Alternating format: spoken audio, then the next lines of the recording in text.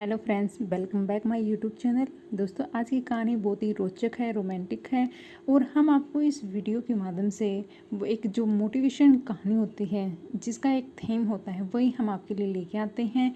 हम आपको बताते हैं, जैसे कि आपने थंबनेल में देखा होगा कि ये कहती है अपनी माँ से कि मैं इस बूढ़े के साथ कैसे शादी करूँगी। तो दोस्तों, पूरी कहानी क्या है वही हम आपको इस वीडियो के माध्यम से बताते हैं। अगर आपको कहानी अच्छी लगे तो लाइक करें और सब्सक्राइब करें। ऐसे ही रोचक भरी कहानियों के लिए हम आपके लिए रोचक भरी जो कहानियाँ लेके आते हैं, उनको सुनने के लिए एक जो रोचक भरी होती है, जो भावपूर्ण होती है, उन्हीं को लेकर आते हैं। आशा करते हैं आपको कहानी अच्छी लगेगी। तो दोस्तों, हम बिना किसी देरी के हम जो स्टोरी है, कहानी है, वो हम आपको बताते हैं। ओम प्रकाश शहर की बहुत बड़ी कंपनी में क्लर्क के पद पर कार्यरत थे। वह अपनी पत्नी और दो बेटियों के साथ खुशी खुशी रहते थे। उसकी सबसे बड़ी बेटी प्रिया जो 12वीं में पढ़ती थी और छोटी बेटी राधा जो 10वीं में थी। बड़ी बेटी प्रिया अपने पापा की बहुत ही लाडली थी। वह देखने में बहुत ही सुंदर और समझदार लड़की थी। जी हाँ, तो इसमें प्रिया पढ़ने में बहुत ही तेज थी। वह क्लास में हमेशा फर्स्ट आती रहती थी। बहुत सी प्रतियोगिता परीक्षाओं में उसे इनाम भी मिलता हुआ था। उन्हें इन्हीं सब खूबियों की वजह से आसपास के जो लोग अपने बच्चों को ट्यूशन के लिए प्रिया के साथ भेजते थे। छोटे छोटे बच्चों को ट्यूशन तक पढ़ाकर वह अपना खर्चा है वो निकाल लेती थी। ये कहे कि प्रिया में सभी तरह के गुण शामिल थे। प्रिया के पापा ओम प्रकाश की कंपनी में बहुत ही जान पहचान थी। कंपनी के मैनेजर और वहाँ के कर्मचारी उसकी हमेशा मदद करते थे। सब कुछ बढ़िया से चल रहा था, किसी चीज़ की कोई कमी नहीं थी। एक दिन ओम प्रकाश ने देखा कि प्रिया कुछ टेंशन में बैठी थी, तो उसने पूछा, क्या हुआ प्रिया? प्रिया ने कहा, पापा आज मेरी 12वीं के रिजल्ट आने वाला है, इसलिए सोचकर डर रहा है कि रिजल्ट कैसा आएगा। ओम प्रकाश ने कहा, बेटी चिंता मत कर, तू फर्स्ट आएगी। कुछ ही देरी में प्रिया का रिजल्ट आ जाता है। उसे 80% बने थे। घर की खुशी का माहौल था। सभी लोग खुशियां बना रहे थे, मिठाइयाँ बांट रहे थे। आस पड़ोस के जो लोग होते हैं वे बधाइयाँ देने प्रिया के घर आए हुए थे। प्रिया के पास होने की खुशी में राधा ने कहा कि पापा इस खुशी में आज हम सब बाहर घूमने चलते हैं। शाम को सभी लोग बाहर जाने के लिए तैयार हो जाते हैं और खाना खाकर वापस लौटते समय ओम प्रकाश की गाड़ी का एक्सीडेंट हो जाता है, जिससे ओम प्रकाश को ज़्यादा चोट लग गई थी। उसे हॉस्पिटल में ले जाया जाता है और वहाँ पर वे नहीं बच पाते। यानी कि जो प्रिया के पिताजी हैं ओम प्रकाश, उसकी मृत्यु हो जाती है एक्सीडेंट के कारण। पर प्रिया और उसके परिवार को तो पूरी दुनिया ही उजड़ गई हो, मानो ऐसा था। जब सब क्रियाक्रम पूरे हो गए तो ओम प्रकाश के एक परम मित्र रामलाल जो गांव में रहते थे, वह भी ओम प्रकाश के 13वीं में शामिल होने के लिए शहर से आए हुए थे। उन्होंने देखा कि ओम प्रकाश के परिवार की स्थिति आने वाले समय में बदतर हो जाएगी, तो उन्होंने उन सबको गांव चलने के लिए बोल दिया कि गांव का माहौल और जो सब कुछ होता है वो शहर में नहीं मिलेगा। रामलाल की स्थिति भी अच्छी नहीं थी। गांव में वह खेती बाड़ी का अपना जो काम होता है वो काम करता था और अपने जो परिवार है उसका पेट भरता था। उसे अपने ओम प्रकाश को बहुत ही एहसान था, इसलिए उसके परिवार को अपने साथ गांव चलने के लिए बोला था। प्रिया की माँ गांव चलने के लिए मान भी गई और कोई चारा नहीं था तो उसके पास। लेकिन प्रिया ने कहा, माँ मेरी पढ़ाई अभी चल रही है, जब पढ़ाई पूरी हो जाती है तो मुझे अच्छी सी नौकरी मिल जाएगी, तब हम आराम से यहीं रहेंगे। और राधा की भी पढ़ाई चल रही है, मगर माँ ने यही कहा कि तुम्हारे कॉलेज में 3 साल लगेंगे, जब तक हम क्या करेंगे? अपने पास पैसा तो नहीं है, तुम्हारे पापा की कोई पेंशन भी नहीं मिलेगी, उसके बचाया जो पैसा है वो कितने दिन लग चलेगा? कितने दिन तक हम अपना जो फैमिली का गुजारा होता है वो कितने दिन तक कर सकेंगे? गांव जाने में ही हमारी भलाई है, कम से कम रामलाल की छाया में रहेंगे तो अच्छा रहेगा। प्रिया की लाख मना करने पर भी उसकी माँ नहीं माने और सबको गांव लेकर आ गई। रामलाल के परिवार में उसकी पत्नी और एक बेटा और एक बेटी मीरा थी। जब प्रिया घर आई तो उसकी पढ़ाई पूरी तरह से छूट गई थी, क्योंकि गांव में 12वीं के ऊपर का कोई भी कॉलेज नहीं था। लेकिन रामलाल ने राधा को अपने बच्चों के साथ गांव में सरकारी स्कूल में दाखिल दिला दिया था। रामलाल की लड़की मीरा भी 10वीं में पढ़ रही थी और इस साल से प्रिया जो पढ़ने के लिए स्कूल नहीं जा रही थी। गांव आकर प्रिया को एक बात यह अच्छी लगी कि उसको मीरा के रूप में एक अच्छी सहेली मिल गई थी, जिससे वह अपने दिल की जो सारी बातें हैं वो उसको बताया करती थी। मीरा और प्रिया एक अच्छी दोस्त बन गए थे। मीरा प्रिया से 1 साल छोटी होगी। दोनों में अच्छी पटती थी। धीरे धीरे प्रिया ने खुद को गांव के अनुरूप ढालना चालू कर दिया। प्रिया की उम्र 18 साल थी। यौवन पूर्ण निखार पर था। वह बहुत ही सुंदर थी। गोरा दूध जैसा रंग, छरहरा बदन, कमल तक जो लंबे बाल थे उसकी, आंखें हिरनी जैसी, होठ गुलाबों की जो पंखुड़ी होते हैं उस जैसा। कोई उसे देखकर अपना दीवाना ही बन जाएगा, मानो ऐसा लग रहा था। वह सब कुछ इतनी सुंदर थी कि कोई भी उस पर मोहित हो जाता। जब प्रिया गांव में मीरा के साथ निकलती तो ऐसा लगता था कि सभी लड़कों की निगाहें उस पर टिकी हुई हैं और बातें भी सब उसी के बारे में हो रही थी। प्रिया को भी खुद पर बहुत गर्व होता था कि उसे लगता था कि भगवान ने भले ही दुख बहुत दिए मगर मेरी सुंदरता की वजह से मुझे जीवन साथी बहुत ही अच्छा मिलेगा। हमारी जोड़ी तो ऐसी रहेगी जैसे राम और सीता की रहती है। क्योंकि वो खुद को बहुत सुंदर समझती थी और वास्तव में ऐसा था भी कि वो बहुत ही सुंदर है। कई बार वह सपने में अपने राजकुमार को देखती, बहुत ही सुंदर राजकुमार, ऊंचा कद, बड़ा बदन, ऐसा व्यक्ति जिसे देखकर किसी को भी जलन हो जाए। लेकिन किस्मत किसको लेकर कहाँ ले जाए किसी को ये पता नहीं होता। गांव में प्रिया को अब आए 3 साल हो गए थे। वह 21 वर्ष की हो गई थी। उसकी माँ को अब उसकी शादी की चिंता सताने लगी। रामलाल की हालत भी सही नहीं थी और वो खेती बाड़ी से अपना गुजारा बस कर रहे थे। अब घर में भी लोगों की संख्या बढ़ चुकी थी जिससे खर्चा भी बढ़ गया था। प्रिया की शादी की जिम्मेवारी भी रामलाल के कंधों पर ही थी। अब उसको भी चिंता होने लगी लेकिन उसके पास तो कुछ था ही नहीं। वे सोच रहे थे कि धीरे धीरे लड़कियों के हाथ पीले कर देंगे तो यही सही रहेगा, क्योंकि जो पीले हाथ करने थे वो भी रामलाल ने कर रहे थे। दोस्तों इसके आगे उन्होंने सोचा प्रिया और मीरा का एक साथ 2 साल में पीले हाथ कर देंगे। बाकी बच्चे अभी छोटे हैं। रामलाल प्रिया के लिए रिश्ता देखना शुरू कर दिया। फिर आखिरी एक दिन राजेश का रिश्ता खुद ही प्रिया के लिए आया।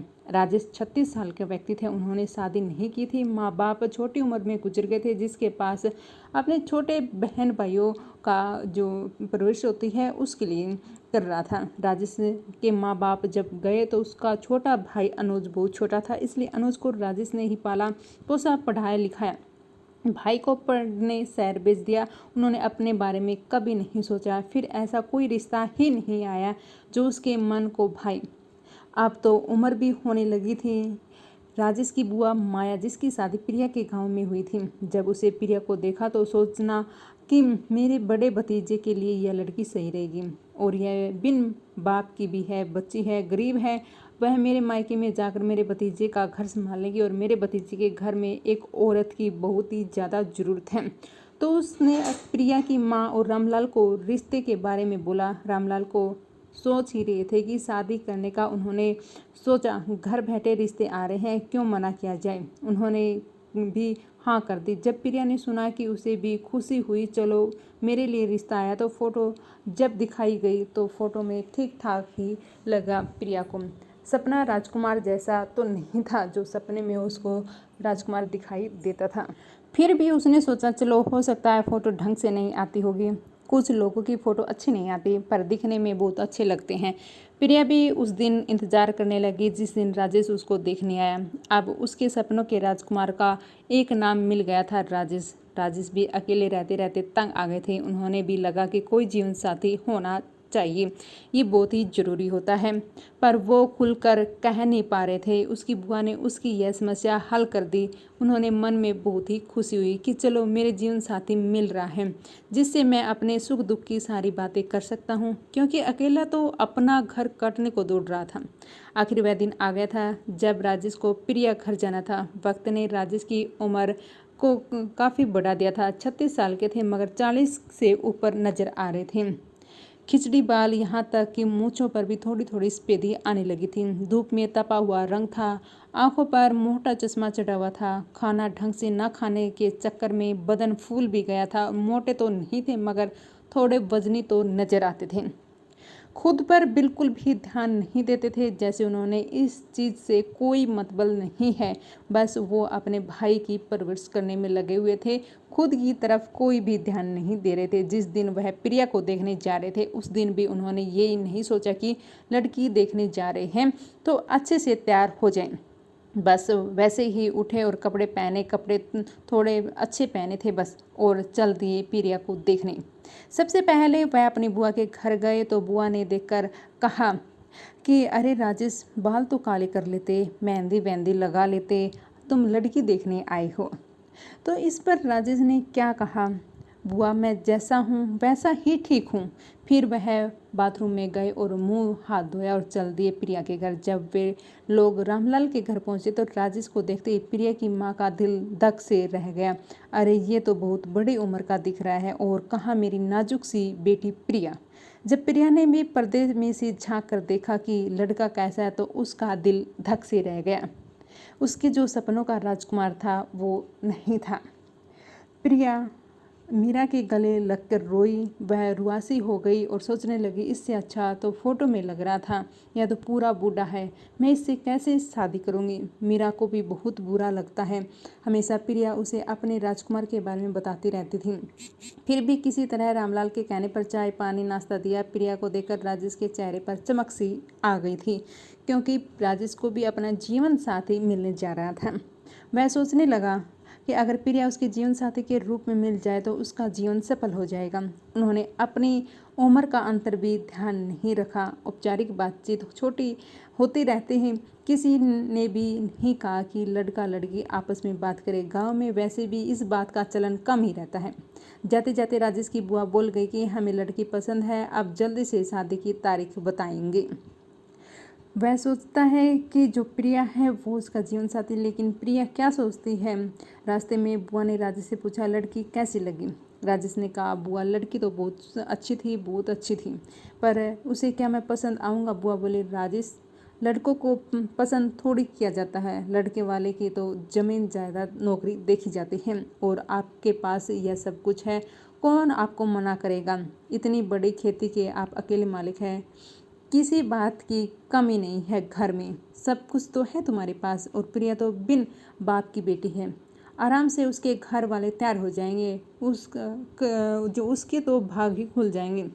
राजेश को लगा कि बुआ जी सही तो कह रही हैं। इधर प्रिया ने तूफान मचा हुआ था कि मुझे शादी नहीं करनी।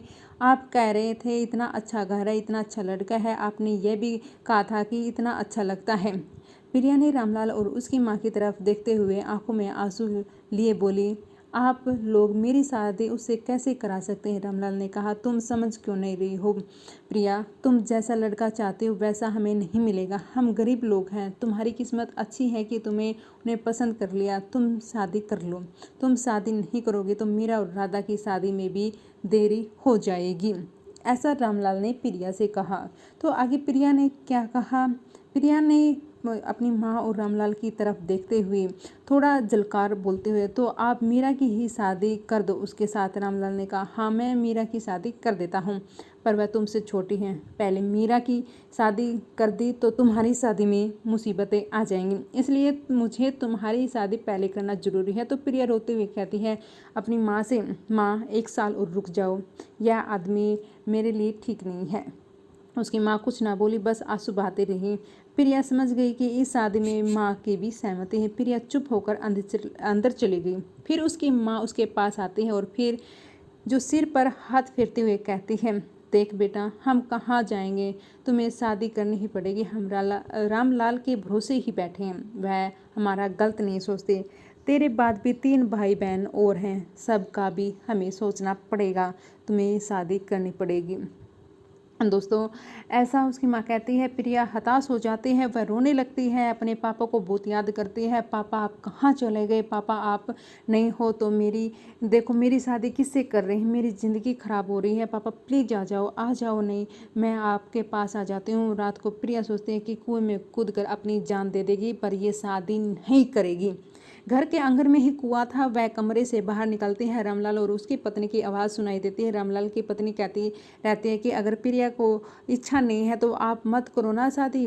तो रामलाल कहते हैं, मैं भी चाहता हूँ कि उसकी शादी उससे ना हो, पर मैं मजबूर हो गया हूँ, मुझे नहीं पता यह लड़का इतना बड़ा होगा और ऐसा दिखता होगा।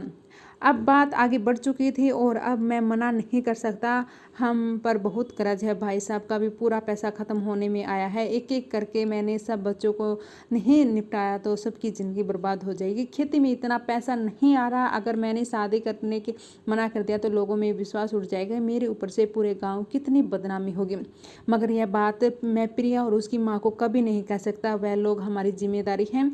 मगर प्रिया की शादी हो जाती है तो वह कम से कम हम पर आई मुसीबत तो चली जाएगी, नहीं तो हम सबको जहर खाकर मरना पड़ेगा। रामलाल के भी आंखों से आंसू टपकने लगे, वह अपने आंसू पोंछता है और यह बात सुनकर प्रिया के कदम रुक जाते हैं और वह भी रोने लग जाती है।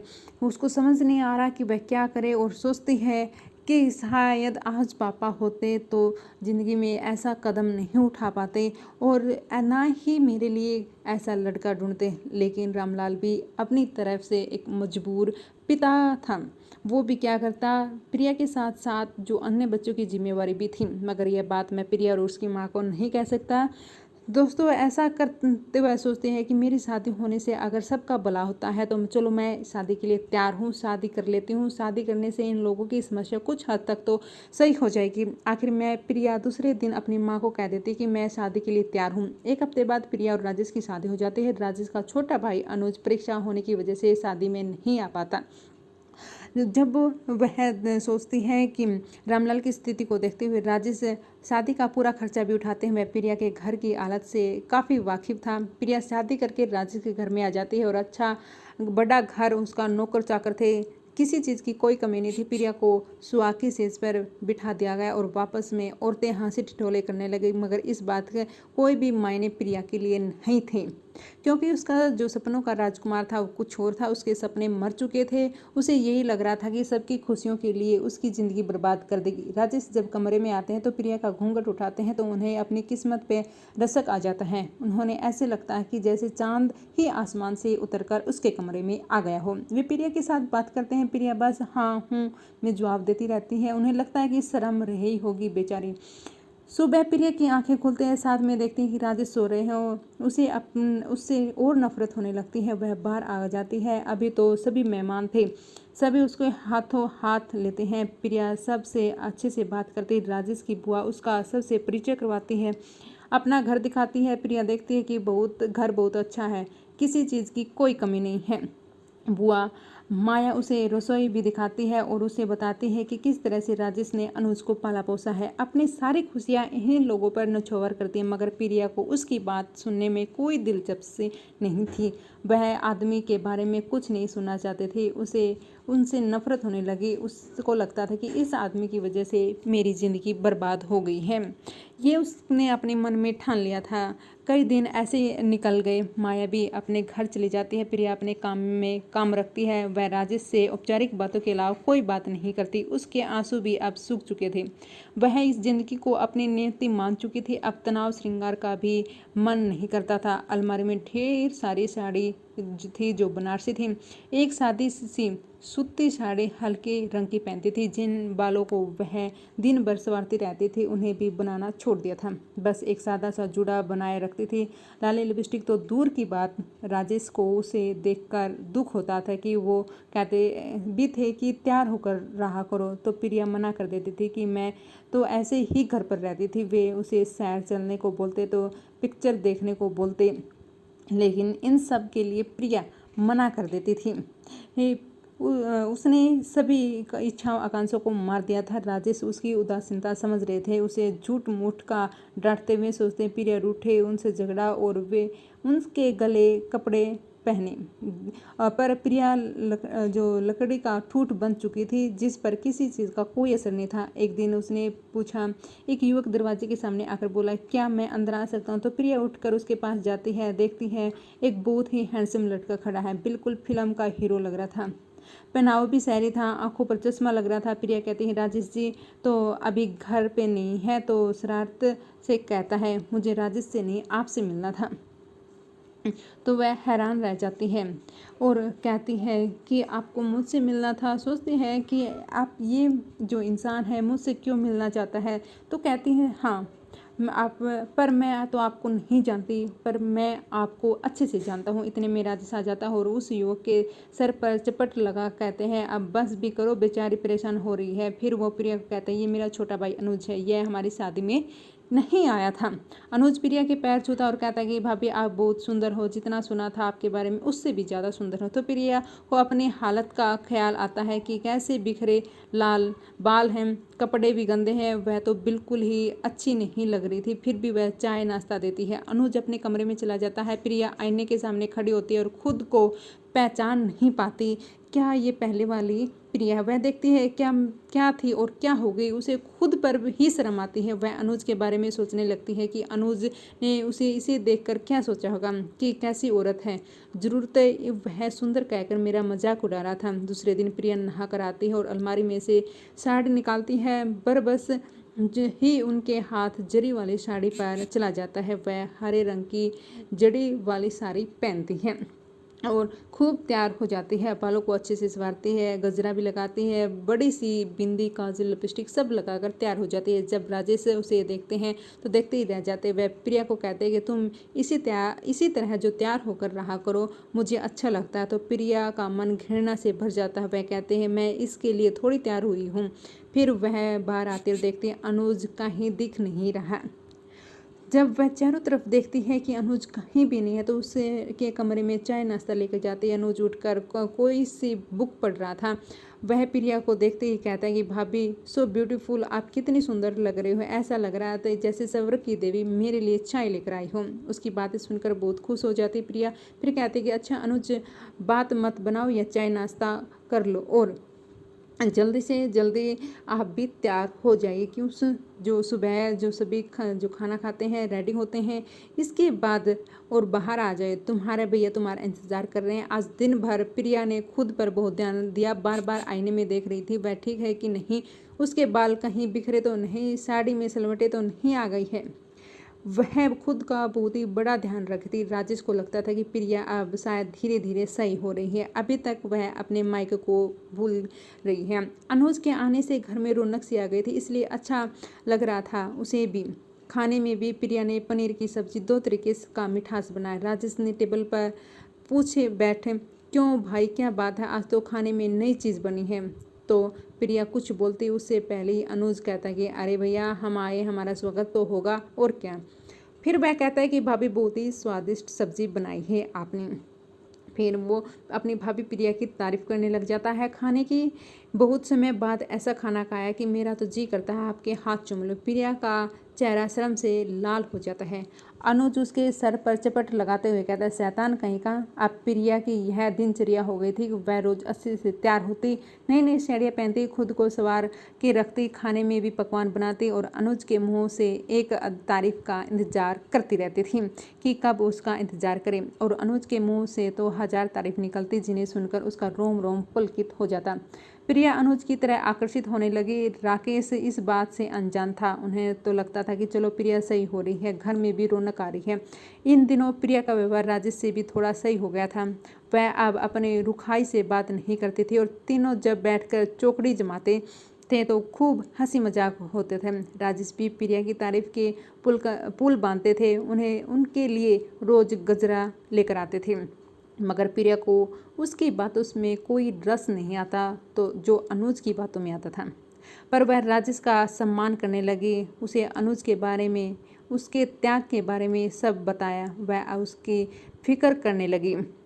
दोस्तों आगे क्या होता है कि जब अनुज से तारीफ सुनने के लिए ललायत ही रही और अनुज भी बार बार प्रिया की तारीफ करता रहा। दिन में दसियों बार उसकी तारीफ करता था, उसके बनाव श्रृंगार की, उसके बनाए खाने की, बातें की। प्रिया सब सुनकर हंसी खुशी से फूल नसमाती थी। उसे अनुज के मुंह से यह सब कुछ सुना बहुत अच्छा लगता था। अनुज उससे कहता है, भाभी आप पायल नहीं पहनती क्या?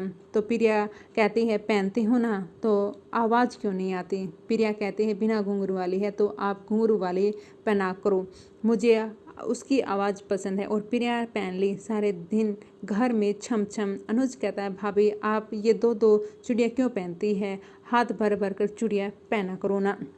क्यों अच्छा लगता है? मुझको चिड़िया की खनखनाहट बहुत अच्छी लगती है। और प्रिया तैयार होकर हाथ भर भर कर चूड़ियाँ पहनती थी।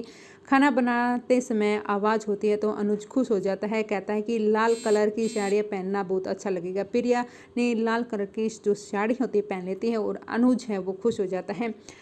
अनुज बोला, भाभी आप बिल्कुल देवी लग रही हैं, आपकी फ़ोटो मैंने निकाल कर रख ली है, हमेशा अपने पास संभाल कर रखूँगा। अरे तुम कहाँ जा रहे हो, यही तो रहोगे, मुझे देखते रहो रहना, फ़ोटो की क्या ज़रूरत है। तो अनुज कहता है कि अरे नहीं भाभी, मुझे शहर तो जाना ही पड़ेगा, अभी एक सेमेस्टर बाकी है, फिर नौकरी, मेरा तो बसेरा शहर में ही रहेगा। वह तो 1 महीने की छुट्टी लगी थी तो मैं आ गया। फिर आगे क्या होता है, प्रिया का दिल दक से रह जाता है यह सुनकर। वह अनुज से नहीं बिछड़ना चाहती थी, उसके बिना कैसे रहेगी यह सुनकर ही उसका जी भर रहा होता है। फिर अनुज कहता है कि हाँ भाभी, मैं कल माया बुआ से मिलके उसके गांव जाऊंगा और आपका मायका भी है ना उस गांव में, आप चाहो तो आप भी मेरे साथ चलो। तो प्रिया तुरंत हाँ कर देती है, वो भी अनुज के साथ अपने घर आ जाती है। शाम को जब राजेश घर आता है तो उसकी तबीयत थोड़ी ख़राब थी, बुखार बहुत तेज़ था। प्रिया और अनुज उसकी सेवा में लग जाते हैं। प्रिया उसके पैर दबाते हैं तो अनुज रात भर ठंडे पानी की पट्टी रखता है। सुबह तक राजेश थोड़ा सही हो जाता है, बुखार भी कम हो जाता है, पर कमजोरी रहती है। अनुज उसके पास आकर बैठता है, भैया मैं बुआ से मिलने उसके गाँव जा रहा हूँ, शाम तक वापस आ जाऊंगा। शाम को तो राजेश उसको पूछते हैं कैसे जाओगे अनुज, तो वह कहता है बाइक से चला जाऊंगा, फिर आने में परेशानी नहीं होगी, रात तक या कल तक लौट आऊँगा। मैंने भाभी को भी साथ में चलने के लिए कहा है, मगर अब आपकी तबीयत खराब है तो मैं तो नहीं जाएगी वो। प्रिया मन ममोज के रह जाती है, उसकी तो बहुत इच्छा थी वह अनुज के साथ अपने गाँव जाए, उसके परिवार वालों से मिले। लेकिन राजेश ने अनुज से कहा, सही कह रहा तूने, शादी के बाद से प्रिया अपने घर भी नहीं गई है, ऐसा करो तुम ले जाओ, इसकी माँ और बहनों से मिलवा लो। तो अनुज कहता है नहीं भैया, आपकी तबीयत खराब है तो मैं कैसे लेकर जाऊँगा। तो प्रिया भी अपने मन मारकर कहते हैं नहीं मैं नहीं जाऊँगी, आपकी तबीयत खराब है, नहीं मैं ठीक हूँ। राजेश कहता है ज़बरदस्ती करते हुए, नहीं तुम्हें जाना पड़ेगा। प्रिया को यूं हट करते हुए राजेश दुनिया के सबसे अच्छे आदमी प्रतीत होते हैं और आखिर अनुज भी तैयार हो जाता है।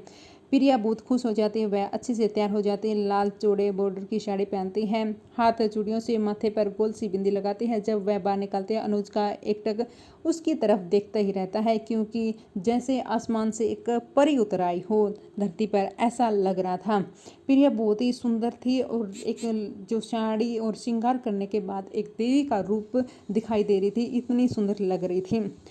प्रिया शर्मा जाती है जब अनुज उसकी तरफ देखता है। कुछ ही देर में दोनों निकल लेते हैं। गांव के रास्ते में धूप बहुत तेज थी, आधे रास्ते पहुंचते हैं, दोनों की हालत खराब होने लगती है। वो लोग एक खेत में देखते हैं, उनमें ट्यूबवेल चल रहा था। प्रिया कहती है हम थोड़ा सा सुस्ता लेते हैं, उसके बाद आगे बढ़ते हैं। तो अनुज भी हाँ में मिला लेता है। दोनों खेत में जाते हैं, पानी पीते हैं, एक आम के पेड़ के नीचे सुस्ताने बैठ जाते हैं। दोस्तों में बैठे बातचीत कर रहे होते हैं, लेकिन प्रिया कहती पता है अनुज, मुझे यह गांव, हरियाली, यह शांति बहुत ही पसंद है। तो अनुज कहता है हाँ भाभी, मुझे भी बहुत अच्छा लगता है। फिर अनुज कहता है कि भाभी मुझे आपसे एक बात कहना था, बहुत दिनों से कहने की सोच रहा हूँ। प्रिया के दिल में धक धक होने लगती है, उसके दिल की धड़कन बहुत बढ़ जाती है, उसे लगता है पता नहीं अनुज कौन सी बात उनसे करेगा। तो दोस्तों क्या बात की होगी, फिर वह दिल को सहम करते हुए कहते कि हाँ हाँ कहो ना।